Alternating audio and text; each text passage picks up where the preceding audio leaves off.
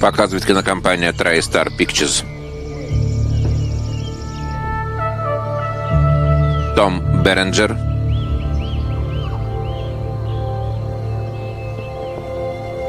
В фильме «Снайпер».